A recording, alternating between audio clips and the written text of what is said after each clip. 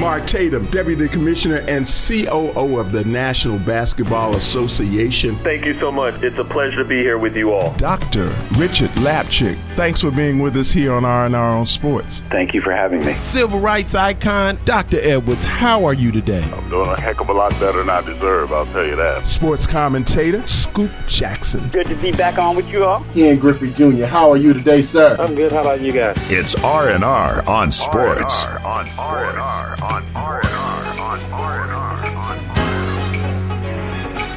Hello and welcome to R&R on Sports. I am Howard Robertson. I am the most ingenious, the most imaginative, absolutely phantasmagorical Larry Robinson. What's up, America? How y'all doing today? How you doing, bro? Yeah, I'm good. Good. What y'all don't know is that before this show started, he is looking on his phone. We couldn't get going because he is looking on his phone, looking up man, words. That's pre-production, man. That's pre-production. You don't let people know. You don't let people know what's happening in pre-production, I just man. got one question. Did you find phantasmagorical in the... Now, that was in my head, man. It resonated with me. I heard it a couple weeks ago. And it sounded good and it to just sounded good to me. And it just accurately... Do you know... It described yourself. Absolutely. Having a fantastic or deceptive appearance, as in something in a dream or imagination. I'm dreamy. I know I'm dreamy. So that's all. You know, just being dreamy and phantasmagorical. That could also be known as a nightmare. Boy, you crazy. What's happening with you, man? Everything good. Everything's good. This is this is a strange situation that we're in for all sports. And here's what I'm saying. I might repeat this during the show. Okay. All right. As it regards playing whatever sport it is, my thing is it's all good until it ain't. That's the truth. That's true. I mean, think about it with the Marlins. I mean, everything was wonderful. MLB was starting up. Everybody was excited about the starting day. Oh, my God, it's happening. We're going to do it. And then they ended up with 18 mugs of COVID. 8. But, you know, NFL, same way. They trying to push this whole thing around starting training camp. But what happens? Players are opting out, and they testing positive you know what? for COVID. I think you have to take a real long, realistic look at what your sport is, man. Yeah. I mean, my God. Let's take baseball. Well, I think baseball Let's take baseball. Okay. Let's take baseball. Okay. You had 18 players on the Marlins test positive. And on the field, I mean... Well, it wasn't 18 players. It was 18 members of their traveling party. Okay. It's traveling party, right? Of the crew. Yeah. Okay. Yeah. So with that being the case, and I'm sure there will be more. But go ahead and finish your point. No. My point is, in baseball, there's a certain amount of spacing on the field as you are playing the game. Right. I guess the closest that you get is when somebody's on base. Right. When somebody's on base and they get but check it out. The dugout. That's all I want to say. Anybody that's ever played little league ball, you know, dugout ain't but so big. And it's the nastiest place because they spitting. Everybody's spitting everything from sunflower seeds to tobacco, spit everywhere. Hey. So that stuff is like spitting venom. like a cobra.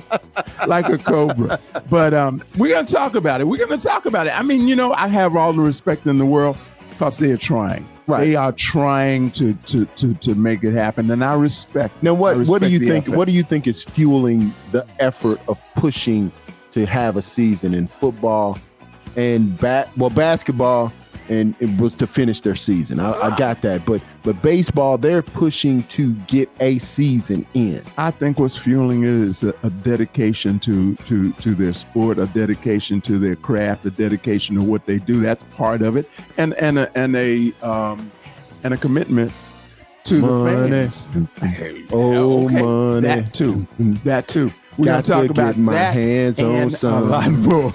When we come back for more R&R on Sports on the KUDZUKIAN Network right after this. R&R on Sports. The great, legendary Ed Too Tall Jones. Years ago, when the Division I schools started recruiting black athletes, they took care of you very well. It's R&R on Sports. KUDZUKIAN. Black we are on a new network. I heard that. Yeah, real? we're on this new network called KUDZUKIAN. I know it's a crazy name. It's like Sounds like kudzu. Right, yeah, which like the is a grass. parasitic flower. There you go. We finna kill the We game. killing this game. I am Marcus Seabear. Okay. I do the Comics Corner, Star Wars, Star Trek, Buck Rogers. Alrighty. Show my age on that one. My name Cardi B, and I'm from the Bronx. No, we're not for real. My name is Kimber. I love pens. I love books. That is what I bring to the show, as well as cuss words for these raggedy. On the KUDZUKIAN Network. Welcome to another edition of Fly on the Wall. Recently, there was a meeting between Roger Goodell of the NFL and his public relations team about his future as commissioner of the National Football League. And now, listen in as you become a fly on the wall. Hey guys, thanks for getting together on such short notice. Of course, you know the situation and...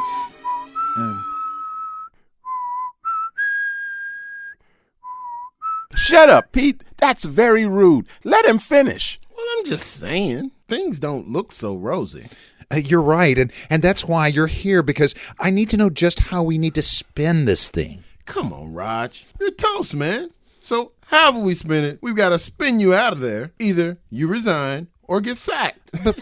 But how do I keep my good name? You're good. What? Shut up, Pete. That's more rude than before. But I think I got something. You're going to resign because guess what? You're blind. You can't see. You didn't see anything. The video or anything else. So you're resigning from the NFL to be a blind singer. Why should Stevie Wonder and Jose Feliciano be the only ones? We can call you Roger Charles, Ray's distant white cousin. What? Come on, try this. I got a woman. I got a way across town. She's good to me. Now try this. Baby, good. What I say? Baby, what I say? Baby, what I say right now? Baby, what I we'll say get it together. right? We'll get it together. Look, Pete, you still got Jay-Z's number? Yeah, I got it. Just talk to Jay. Call him. This is going to be great. This is going to be great. Come on. I got a woman. I got a woman. Oh, Lord. Hello? Hey, Jay-Z. Listen, man, I'm calling with Roger Goodell, man. He's going to be the next great. Listen to this. I got a woman. I got a woman. Way across town. She's good to me. Baby, it's going to be dynamic, man. It's going to be fantastic, but we need you to produce it, man. Hey, B, put Blue down. Come on over and listen to this. Hey. I got a woman. I got a woman. Way across town. Way over there. We can get it together in the mix, man. Well, I got a woman way over town that's good to me. Oh, yeah. Say, I got a woman way over town, good to me. Oh, yeah. She give me money.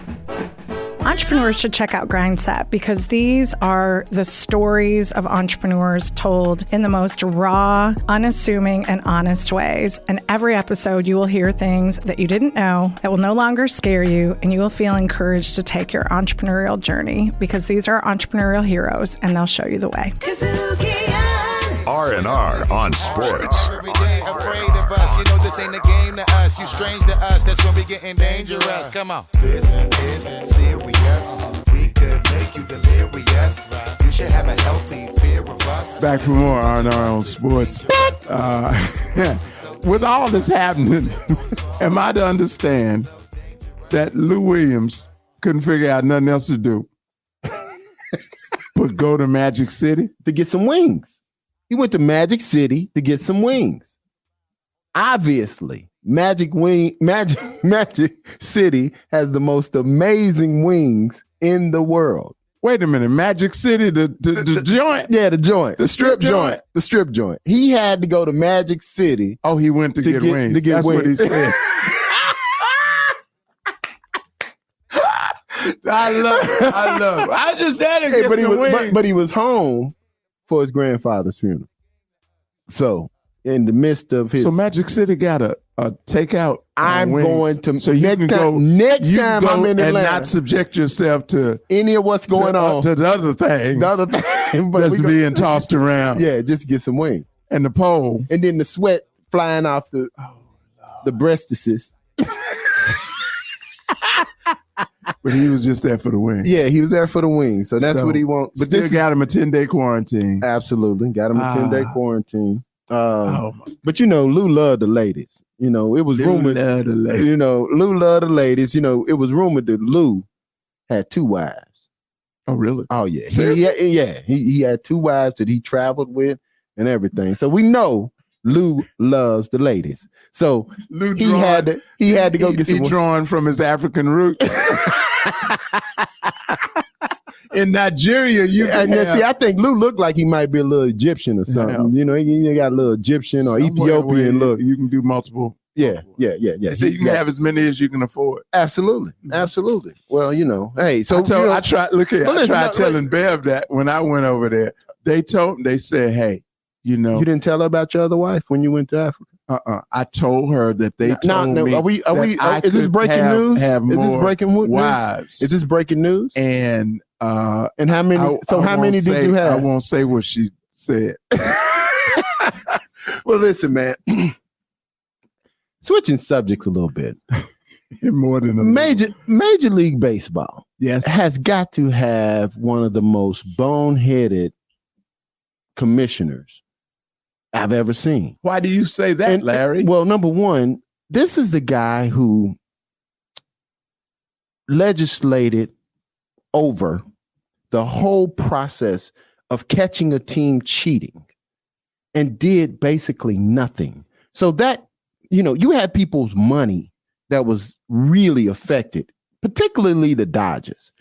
Then you got the brother Kelly, and of course you're talking about back when they were videotaping the sign, right? When they was beating on garbage cans and using technology and all that. They were doing more than videotape and in real time. Yeah, they were beating on the garbage can to let them know what pitch was coming and all that kind of stuff. Yeah. I mean, that's just so heinous and really speaks to the authenticity and the integrity of the sport.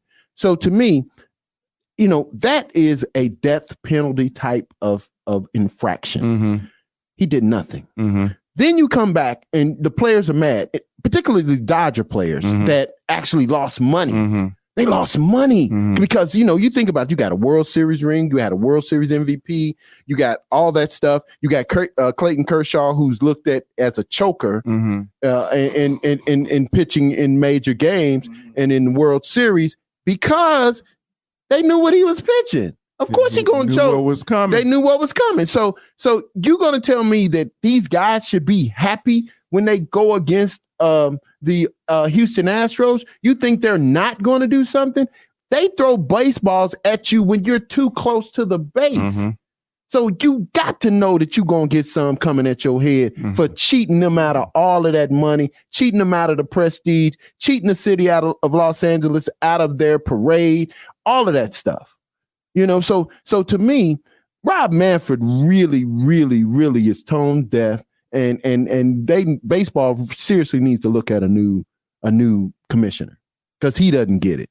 And he has absolutely no relationship with the players, obviously. And now there is, a dearth or lack of leadership is particularly difficult now because now it's all about leadership. It's all about leadership. And look at it. You got Adam Silver on the basketball side, who's basically ushered them along with his players. Because I think LeBron and Chris Paul had a really big impact in the Players Association with Michelle Edwards. I think it was not Michelle Edwards, Roberts. I think that collaboration, that partnership between the NBA, PA, and the management of the league has seemed to be rock solid. Is your good friend, very, very close friend, that you think a lot of, who happens to lead the NFL? Is he going to rise to the leadership?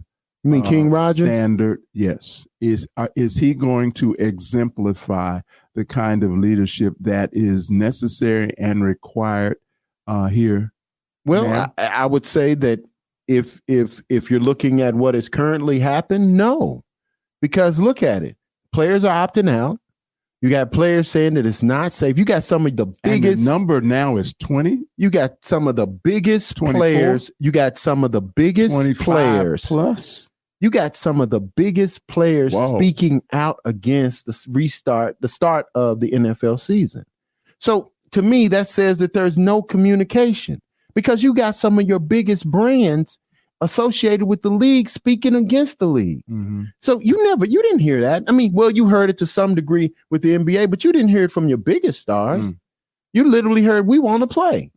And when I look at that, I'm saying, man, guys, you got to have a better relationship. You got to have a partnership with the players, because if you don't, you end up in a situation like this. We don't think football is going to get started. At least I don't. You think football is going to play a full season? No. I don't even think they're going to get started. I go back to what I opened the show. They're going to have to get some scabs. I'll go back to what I opened the show with. It's all good until it ain't. And I don't think it's going to start out good. I think it ain't going to start out good for the NFL. So I think it's going to be very, very difficult. So that's where we're going to see what kind of leader King Roger is. What do you think about our hometown team on the NBA front? You think the Grizzlies going to hold on to the 8th spot? I hope so. I say that conditionally because I don't know. These guys are young, and I don't know. We know who they are, but we don't know what they are. We don't know what they are in a strange, they're in a very, very strange land. So, well, listen to this. It's interesting. Listen to this. I felt that they weren't going to be able to maintain that 8th seed until I saw Ja start turning it up. Mm-hmm. He's turning it up. And this kid is leader focused. It's what I'm saying. And then he's the first rookie to lead a team in points and assists since Michael Jordan. Mm-hmm. Oh, wow. I'm telling you, this kid has got something special about him. I didn't think he was going to be able to do it, but I think we're going to be the Grizzlies, as young as they are, as ahead of schedule as they are. I want to say that I think the Grizzlies are going to make it to that 8th seed. Okay. All right. It's theirs to lose. It's theirs to lose. We have a great show today. We've got our very, very own. It's our brother. This is family. Yes. This is family coming back. Brother Scoop Jackson from ESPN. And he's here with us. Jeremy, why are you looking all funny? Well, listen, man. I don't know what I'm supposed to say. Well, here's what I'm going to say. With that, what are you going to say? We'll be back with Robert Scoop Jackson of ESPN fame and of the R&R fame, because he's our brother. When we come back after this. Thank you.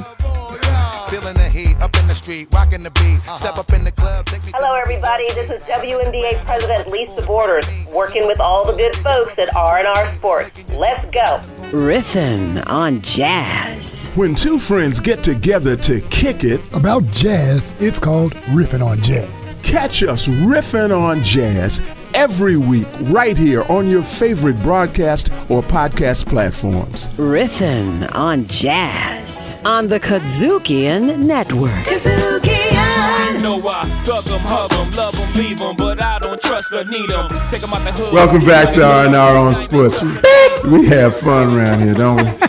Oh my God. Hey, listen, man. Our producer, J-Rock. Jeremy McKnight. He was doing. He looked like a kid, like he had right. He's trying to count. That was That was Red Fox, right? like, what you trying to do? Anyway, what's up? We are pleased to have with us, as always, one of our very own and ESPN's own, Brother Robert Scoop Jackson. Robert Scoop Jackson. You speaking French? Robert. You speaking French now? Right, I can do that. Go ahead with your bad self. What's up, Scooby-Doo? Hey, what's going on? How y'all doing, man? Man, we best we can. Yeah, I'm telling you, under the circumstances. I'm telling you. You know, I'm trying to social distance, but Howard keeps trying to get I'm trying to back up away from this brother. I want to be close to you. Man, bro, you too close. Period. So you just need to stand out on the porch and do the show. Look, if either one of y'all tested positive by now, y'all my motherland mask. Your motherland. Yeah, he got a little mask company, y'all. So he got Motherland Mask. So go to Amazon and get you a Motherland mask. That's right. Okay, is that right? Come on. You're supposed to do the selling. I don't get no royalties. No. So the hell with your mask. You're gonna be asking for something. Hold up. Well, shoot, if everybody get their mask on, then let me do what I'm supposed to do. There you go. We all in now. Now I feel much safer now. We're socially distanced and politically correct. I feel much safer now, although I can't breathe worth a damn. But it's because his nose is so big. So Scoop, how you doing, man? Talk to us. Talk to us about your perspective, from your perspective, in terms of the state of this thing that we know as sports, which is unlike anything that's ever happened before in human history. Yeah, I mean, I'm sitting here like you all are, watching it unfold and watching it unfold in different ways. Like we're watching the NBA, come back seemingly seamless in how they're executing and unfolding the relaunch of their season. But at the same time, you're looking at another sport and you're looking at what's going on in Major League Baseball, and it seems to be chaotic and out of control and it's chaotic on a whole lot of levels. Yeah, it is. But it seems like it's going to victimizing the leadership of Major League Baseball and giving credit to the leadership of the NBA, how they're handling two different situations. So, as a sports fan, as a sports journalist, it's interesting to watch these two, especially in America, watch both of these things happen really on two different ends of the spectrum. Right. We're literally watching two different things with two different sports happen, and nobody has any real answers as to why. And we're just guessing why it's working for the NBA and why it's not working for NBL. So, I'm just. I can tell you why it's working for one. One in a bubble, and the other one decided to try to let their people mingle with everyone else. Here's the thing. I think that's on paper that's true, but it's impossible. Because the circumstances are totally different. You couldn't have asked the NBA to begin a season and play an entire half season in that bubble. Right. You're right. So we're literally talking about two totally different situations, and them just trying to finish something as opposed to another league that's trying to start something and extend it at least through, 60 games, and then you have to play. If the NBA had to deal with that, they would never created the bubble. The bubble. Right. You're right. It's a short period of time. So there's two different circumstances that they're operating under, but it seems like they're being treated as if they had the same circumstances to start off from, and they really didn't. Absolutely. Right. Absolutely. But I also think it speaks to Rob Manfred. Rob Manfred has made some his decision on the Orioles and the cheating scandal was horrible. And then he comes back when players are trying to get retribution. Because the Dodgers were one of the people that actually directly were hurt by Houston's cheating ways. Then you're going to suspend a guy for 8 games, which in essence almost is like a third of not even a third. It's about a tenth, a little more than a tenth of the season. And I mean, I just say, it doesn't make sense. It's inadequate. It's inadequate. You got somebody who cheated a World Series, but you basically gave them no penalties. Well, I think that all of this is a true test of leadership. Absolutely. True test of leadership at every level, because what I've been saying is it's no matter what sport, it's all good until it ain't. It's all good until it ain't. It's all good while everybody is testing negative and you have no positive test, as is the situation in the bubble and all of that. But until it ain't, and until something happens like what is happening in Major League Baseball. So, Scoop, with that being said, if you were in charge of the NFL, what would you do at this stage? What calls would you make? Well, I'll answer the question this way. One, I would try to have a relationship with the players similar to what Adam Silver has with the players in the NBA. one. Mm-hmm. Yeah, that's number one. That's number one because I think a lot of times, like you spoke, which is right hard, given who we talking about. But anyway. No, but seriously, because as we talk about leadership being at the center of this, it's also about a relationship between the Players Association in each league and the people, with ownership and the commissioner. Mm-hmm. So if you have a cohesive and understanding relationship, things can tend to get done, more comprehensively. Yeah. Homogenously. But we know how this works between Roger Goodell does not have the same relationship with the players that Adam Silver does. Right. So what would I do? Close. It depends on what type of relationship I would have. And if I was commissioner, I would make sure I tried to have a relationship with the players that was similar to what Adam Silver has with the players in the NBA. And from there, we would be in negotiations and try to find a middle ground of what's working best for everybody. And the thing I think is different in the NFL, where Roger Goodell's not going to do anything, I think this Robert Manfred situation in baseball, is you have commissioners that are owner forward. Right. They not only work for the owner, their decision making always is owner first. Right. So you're asking me what would I do? I would try not to be an owner forward commissioner. I try to be a commissioner that let the players know, let my labor force know that I have them first and foremost. It's a difference between a principal at a school that looks out for the teachers as opposed to looking out for the kids. Mm-hmm. Right. Right. Once you establish that relationship, things can move forward. And I think, at this point, it depends on what the players tell me they feel comfortable with doing. Right. Right. So I'm not trying to not give you an answer. I'm trying to give you an answer like, look, whatever I do as commissioner is going to be rooted in what agreement I can come up with as a player. I'm not going to try to dictate and sell something on them for the sake of making money first, for the sake of generating income, revenue stream, all the stuff that lends itself to the owners as opposed to what doesn't really lend itself to the player side of things. I get that. First and foremost, try to make sure that, owners and players always operated on a level playing field and there was as much equality in decision making as can possibly be. That would be the first thing, and then I take it from there. Now, given and you're listening to R&R on Sports on the KUDZUKIAN Network. So given the level of contact in football, mm-hmm. and relationships being as it may, but football is football. Right. So given the level of contact in football, would you call it? Would you wait and see? And because I'm asking. It's a lot of players. A lot of players opting out. Yeah, no, I get that. And it is a contact. It is a nonstop contact sport. Right. I'd have to really, really see an intimate sport. You all ain't no distancing. Ain't no distancing. There can be distancing in baseball. It's not a contact sport, but you're looking at how, at least from a Florida standpoint, being in that hotbed in Florida. Right. Yeah. So there's so many other variables that have to be taken into consideration when we're dealing with can this function or can it not function? And contact may be one thing.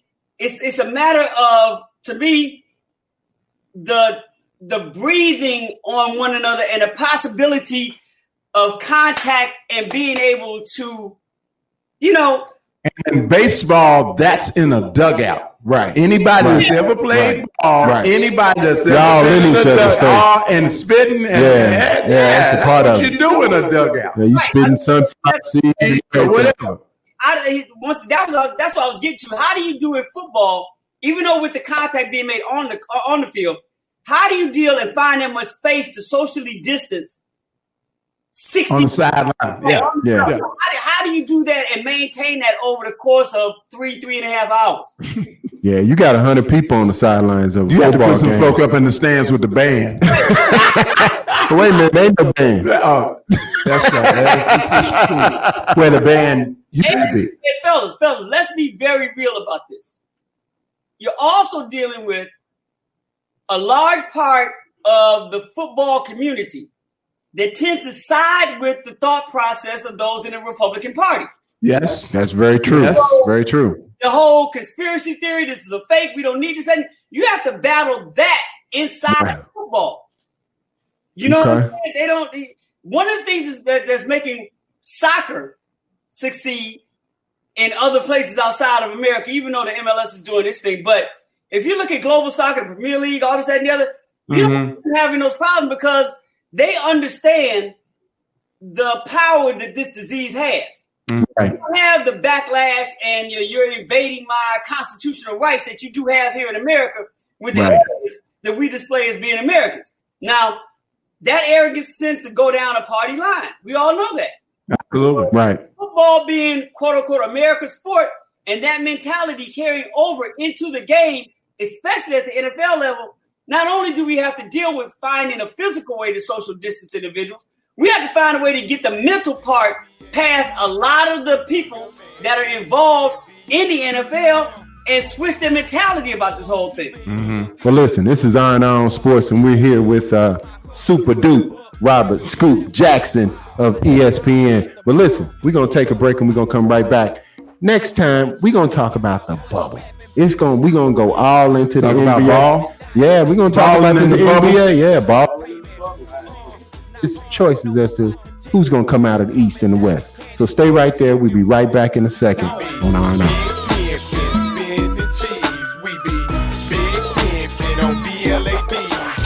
We're getting funky, y'all. And we have to thank Dick Durbin for being strong enough to actually come out of the Oval Office and say, hey, by the way. Because he didn't have to say it, did he? He didn't have to say it, and I appreciate it. Because I tell people all the time, just because you skin folk don't mean you kin folk. Absolutely. Right? Absolutely. Just because you skin folk, you ain't got to be kin folk. It's Funky Politics on the KUDZUKIAN Network. KUDZUKIAN. This is America. Don't catch you slipping now. Don't catch you slipping now. Look what I'm whipping now. Welcome back to Iron On Sports. I was just somebody was up under the table, but y'all ought to see we are serious, man. We are serious over here. When anyway, so problem with what's going on in KUDZUKIAN. Listen, man, we want to talk about the bubble and balling in the bubble once again. What's your perspective on the NBA bubble and the restart of the season, Scoop? And the quality of ball that is or is not being. Man, this is AAU. Come on. No, I think we're about to see what it's really about. I think there was a fill-out period during the the preseason. That's what we call it. The preseason. Okay. To an 8-game seeding situation. I think we got 22 teams. I think probably for everyone except for maybe 10 teams, these games mean something. Not only for team in positioning, but also for some teams even getting in. So we're going to see pre-playoff level basketball. I think some games, after every team gets like 2 games under their belt, the last 6 games, we're going to see some for real basketball. I think so as well. I agree with you totally. Yeah, and I do applaud the NBA for at least taking a chance on at least making this happen. Right. Yeah. Right. That's what we were saying earlier about the commission. He's like, look, man, we're going to do everything we can to at least try to make this happen.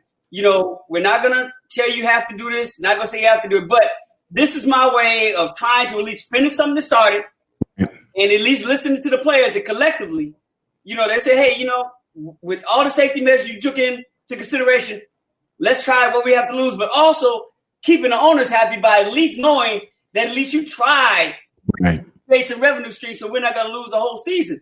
So I applaud the NBA for the effort. If it doesn't finish out, it seems like so far the test period of what they've gone through is very successful. And I think now that once the real games are in play, the seeding games are in play, through the period where it was time to just not be focused is over with. Now it's time to really focus. That the protocols they've been following is about to be followed by everybody now because now it's actually at stake. In the beginning, I said they probably had a 60% chance of finishing this thing. Now, I think they really have probably a 90% chance of finishing this thing.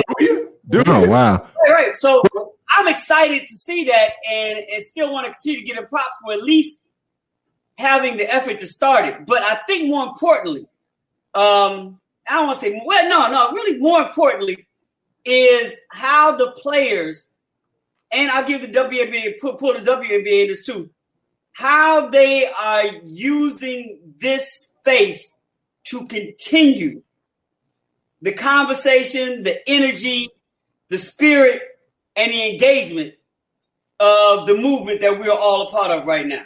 Absolutely. Absolutely. Let me ask you a quick question in there. When you think about how you talked about the relationship between Adam Silver and the players and how it's such a great collaboration, a partnership, maybe a better word. How important was Chris Paul and LeBron James in the process of making this happen? Because they seem to have taken a very vocal, position in making it and saying that they wanted to play. How important was that? I think it was important. I think that, being the leaders that they are, especially LeBron, and him yielding the power that he does have, I think that spoke volume, to other players that may have been on the fence and thinking about it. And I think also that not only just LeBron's social active consistency over the years of his career played a role, but I think in this moment, it didn't seem like LeBron was being inauthentic, and he found a way to continue voicing his opinion on certain things that gave other players a gateway into how they could do what they wanted to do. You know what I'm saying? I think, and I'm not saying I know this, and I'm not trying to say anything out of pocket, but I think you have players such as Victor Oladipo or Malcolm Brogdon, who are like, okay, I already know how I feel about it, or CJ McCollum, I already know how I feel. I'm gonna do me, but if LeBron's doing it, I'm definitely, I could go all in. I think that played a role. And some players are like, you know what? What's going on here is more important than basketball.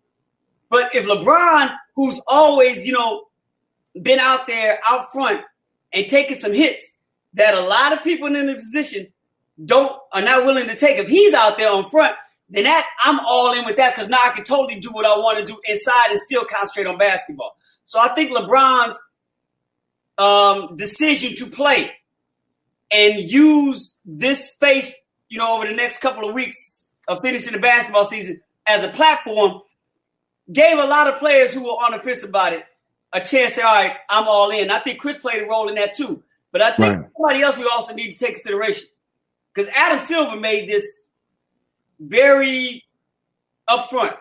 Right. And that was the role Michael Jordan played with the owners.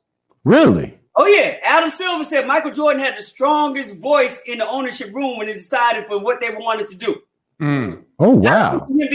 Because in the moment being the only black one in the room, but also being the only player. Right. And taking both things into consideration what Michael Jordan brought to Adam Silver was very, very upfront about how Michael's role also probably yielded the same power as LeBron and Chris Paul's did, but on the ownership side of things and not the player side of things. Wow. That's good. That's good to hear. And that's particularly good for him to hear, because he talks badly about Michael, like he just left everything. And no, I think he's just a despicable guy. I mean, he's just a despicable guy, man. I think the way he treated his folks was horrible. I don't think he represented leadership in a way that I think, if you want to say that winning is it. Despicable yet today.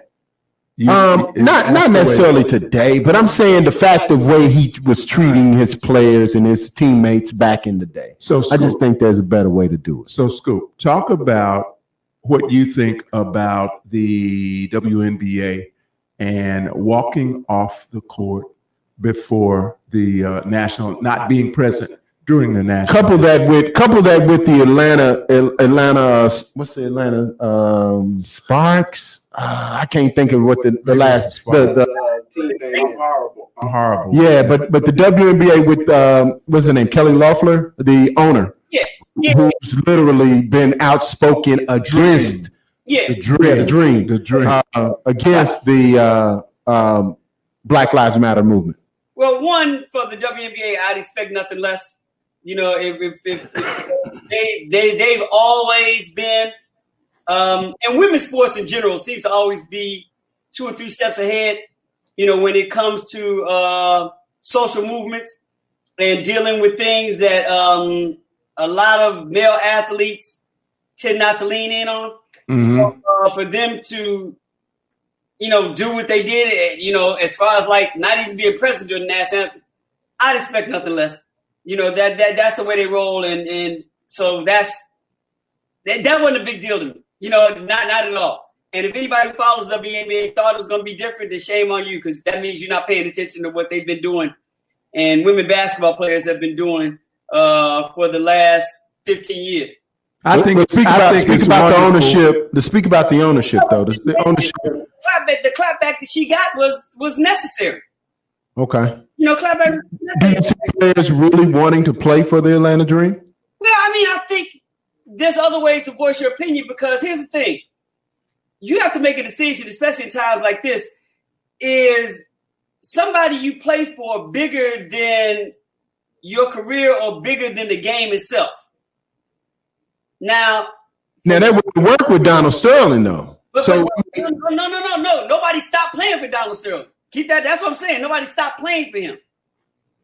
They pretty much disassociated him with the team quickly, though. And so. Wait. It helped a lot when he got ousted. Yeah. But do you really think that had he stayed there, the entire Clippers team would not have played?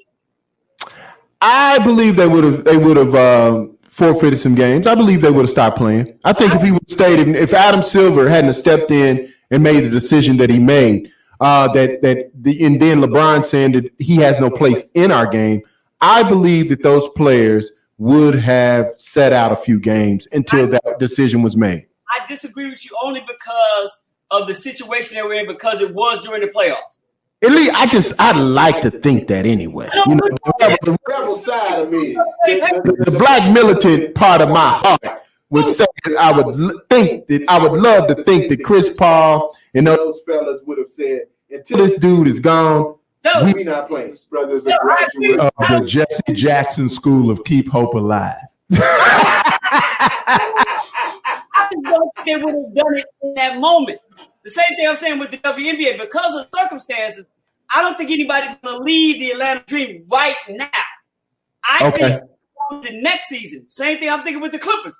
Next season, yeah, we're done. But we're going to complete this because who we play for is not bigger than the game.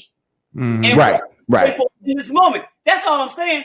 I expect WNBA players for this season, as shortened as it is, as the conditions that they have to play under, as the platform that they're given right now, they're not going to let an owner be bigger than their messages and the game of basketball. Starting next season, they'll be like, no, we're not playing for her. Period. Right. But now in this moment. And I say about the Clippers, I said, this is the playoffs. They had a legitimate chance of winning the championship that season. They're like, look, let's finish this mission and then give the figure to Sterling after this is over. But right now, we're in this together and we're going to do this. So that's all I'm saying. It's like, I think they did, but not in that circumstance right then. I think it's a beautiful thing to me that the WNBA gets the fundamentals right. They get it right in terms of play and they get it right in terms of politics. So I think that's a very, very cool thing. I think there's a lot to learn from the WNBA and their players. I couldn't agree more, but I think what we're about to see on this wrapping up this bubble piece, I think we're about to see some of the most amazing basketball we've ever seen. You do? I think, because I think there's the lack of distractions is going to allow these players to lock in a way that I don't think we've ever seen before. What you think, Scoop? What we're going to see is what will come out of this. And that's the one thing I love about playoff basketball in the NBA. Everything gets exposed. Yes. Everything. Yes. So what we're about to find out now with that theory in place is what real leadership looks like. You got any favorites or dark horses? Or any favorite? But because it's not distractions and because we've never been in a situation like that, neither have the players, who's going to be the one that keeps his team locked in throughout this whole process? Right. Not like drift off and never lose focus or purpose of why we're doing this. And that's going to come down to leadership. And to me, the team who has the strongest leadership is probably going to be the team that comes out of this thing successful. And that team is? That's a good question. Come on, man. Come on, make a prediction. East and West. Please give me the East and give me the West. Here's my thing. I'll say this. I think that the Boston Celtics and the Clippers are going to be in the NBA Finals. I know. Out of those two teams, I think the Clippers are going to come out. Whoa. Okay. Interesting. Clippers beating the who in the finals of the East of the Western Conference? The Lakers, without question. Okay. All right. An LA final. And I'm only saying that because the Lakers, as much as you want to me, balance these teams out and look at them and like match them up because playoffs are all about matchups and all this and the other stuff, especially when you're dealing with 7-game series. Right. They don't have it. Lakers do not have an answer for Lou Williams. And in the 7-game series, all it takes is 2 Lou Williams games to tip an entire series. Because they don't have an answer for him. They don't. I don't know about J.R. Smith now. You got J.R. Smith now. He can't. J.R. Smith, cannot score at the volume. No, but I'm playing his defense. I'm saying he's a 3-and-D. He's 3-and-D. J.R. Smith, although he's been out, I still think J.R. Smith can put that lockdown D. You really do think he can lock down Jake? No, well, I don't think he's going to lock him down. But I'm saying I think he can prevent him from going off like Lou Williams has in the past. Once again, when a series is this tight and this meaningful, and these teams are this locked in, it's not even Lou Williams having a big game. He can have one big quarter. You know what I'm saying? Change the whole trajectory. Because you all know, Lou can get hot and be unstoppable. He's been unstoppable throughout his whole career when he wants to. This is the first time in his career he's ever had to play for something. Think about that. Well, listen, we got to wrap up. We got to wrap a second, but now we're gonna keep him here for a couple more minutes as we wrap up the show. So listen, we're gonna go right to break. We're gonna come back with my man Scoop Jackson. And look, as a part of us wrapping up the show, it's his family, man. It's his family. So listen, we're gonna come right back and we're gonna let Scoop finish up his statements on the bubble, balling in the bubble. That's on right. On Sports. While we in break, our producer's gonna beat the hell out of this man. So we'll be right back after this.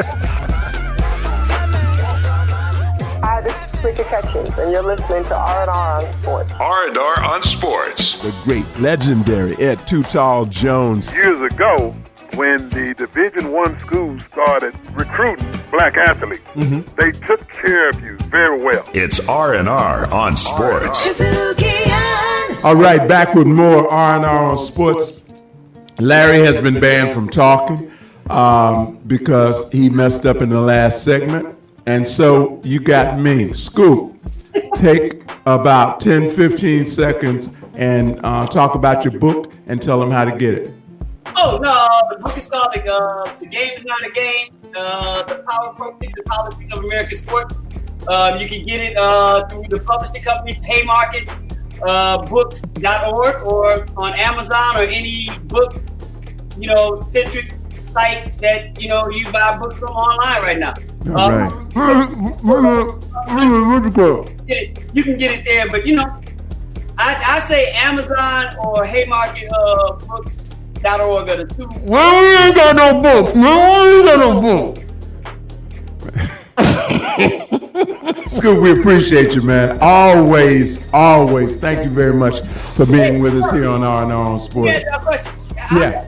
Did KUDZUKIAN get any of that Spotify money going around for podcasts? What happened? Well, I think what happened prior to us going on air should answer that question for you. Hold up, man. Y'all can't keep talking about my company like that. What's wrong with y'all? We got some Procter & Gamble money. Now, that ain't what he asked. Well, we're going to get some Spotify money. We're going to get some Spotify money, too.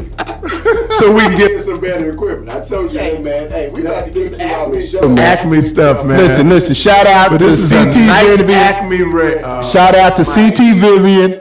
And come on, get yeah. Oh, absolutely. And John Lewis. Absolutely, man. Listen, I had the pleasure of meeting and knowing both of them, along with Reverend James Lawson, who at Fisk taught them the principles of nonviolence and all of that. And he's gonna need to teach me some nonviolence because I'm about to move some furniture around in here if you keep disrespecting me and my team up in here. All right. Yeah, ooh, he's scared. He got scared. But no, two giants.